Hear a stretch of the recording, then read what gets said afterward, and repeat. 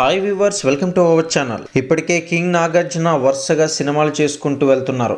అయితే కుర్ర హీరోల కంటే మన సీనియర్ హీరోలే గట్టిగా పోటీ పడుతున్నారు.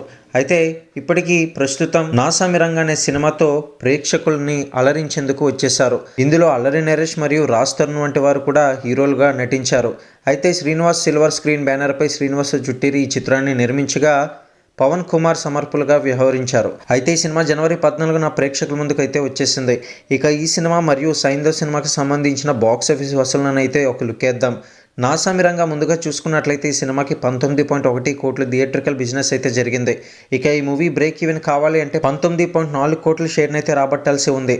6 రోజుల్లో 16.80 కోట్ల షేర్ని అయితే రాబట్టింది. ఇక బ్రేక్ ఈవెన్కి ఇంకో 3.60 కోట్లు అయితే రాబట్టాలి. రెండో వీకెండ్ టైంకి బ్రేక్ ఈవెన్ అయ్యే ఛాన్స్లు అయితే ఎక్కువగానే ఉన్నాయి. ఇక సైంధవ్ సినిమాకి సంబంధించిన కలెక్షన్స్ అనేది ఒకసారి లుక్ వేసేద్దాం. అయితే మొదటి రోజు ఈ సినిమాకి నెగిటివ్ టాక్ అయితే వచ్చింది. దీంతో కలెక్షన్స్ మాత్రం ఆశించినంత స్థాయిలో అయితే నమోదు కాలేదు.